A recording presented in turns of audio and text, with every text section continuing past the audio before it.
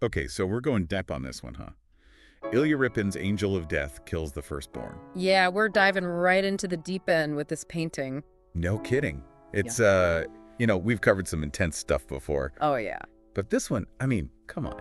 It's Repin's right. Yeah. Talk about a Russian master who wasn't afraid to get dark. Yeah, he really wasn't. And the subject matter, it's right there on the title, right? Angel of Death kills the firstborn. You've seen this one, Rams. Oh, absolutely. It's hard to forget. Right. It's not exactly the kind of image you just, scroll past and forget about. Nope. It definitely stays with you. It's got this incredible power to it, right? Like it pulls you in, makes you feel like you're right there in that scene. But before we get too far into the emotions of it all, maybe we should just quickly set the stage for anyone who might not be familiar with the whole story. I mean, it's a pretty famous one, right? The Angel of Death, the Passover story. Right. So we're talking Old Testament here. Book of Exodus. The Israelites are enslaved in Egypt, right? Right. And Moses is trying to convince the Pharaoh to let his people go. And the Pharaoh's not exactly budging, is he? Not at first. Yeah. So God sends these plagues, right? Trying to, I guess, convince Pharaoh that he means business. And one of the plagues, the final plague, if I'm remembering correctly, That's right. is the death of the firstborn. Like every firstborn son in every Egyptian family wiped out in a single night. And that's what Repin's capturing in this painting, right? Exactly. It's a pretty intense moment. To put it mildly. Okay, so let's dig into the painting itself now. First off, the atmosphere, the darkness, the shadows. It's like Repin's using that darkness to create this feeling of impending doom, right? Absolutely. It's like we're looking in on this scene right before everything goes wrong. Yeah, it's almost voyeuristic, isn't it? Like we're peeking into this private moment of terror. I think that's a really interesting point because Repin was all about realism, right? Mm-hmm. He wanted to capture these raw, authentic moments in his paintings. And the perspective he uses in this one definitely reinforces that. Okay, so let's break down the scene a little bit. We've got this family huddled together in this dimly lit room. The mother, the father, they're devastated, right?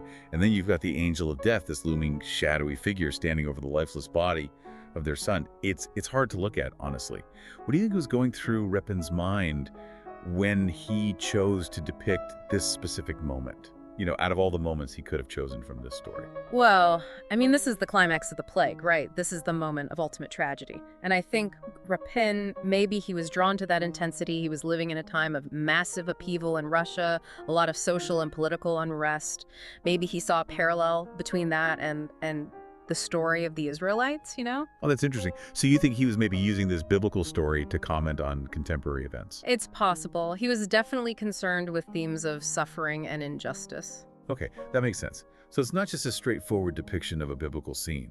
There's this deeper layer of social commentary going on as well. I like that. Now let's talk about the symbolism, because this is Repin, and he's not exactly subtle, right? Oh, no, not at all. I mean, we've got the darkness we already talked about, but there's also the way he uses these contrasting expressions on the faces of the victims. Some of them are just completely stricken with grief, while others seem almost frozen in shock, like they can't even process what's happening. It's like he's capturing all these different stages of grief and despair all at once. And then there's the Angel of Death itself. It's not even a person, really. It's more like this faceless embodiment of death, something unstoppable and kind of unknowable. Yeah, it's really chilling. And the way he uses light and shadow just emphasizes that sense of mystery and dread. It's like the angel is emerging from the darkness itself.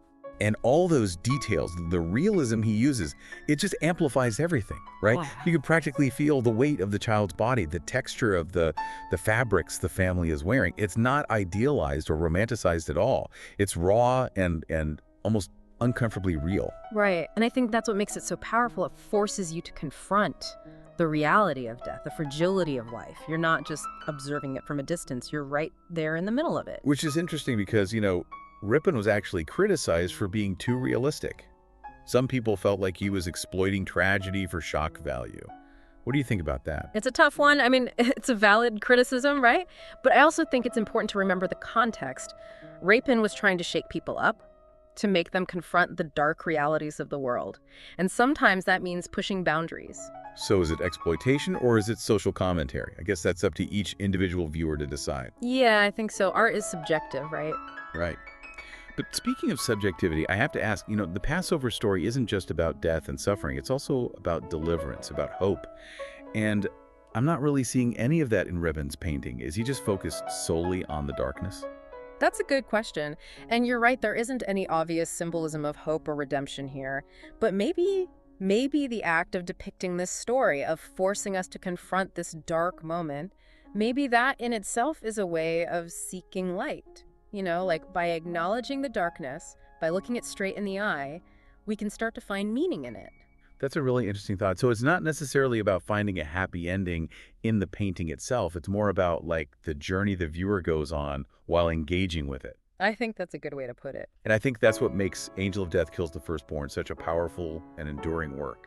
It's not easy to look at, for sure, but it's impossible to ignore and leaves you with a lot to think about long after you've seen it.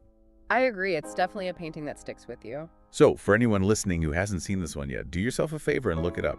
It's worth experiencing firsthand. And then maybe, come back and let us know what you think. We'd love to hear your interpretation. Yeah, that's always interesting, hearing how different people respond to these works. Exactly.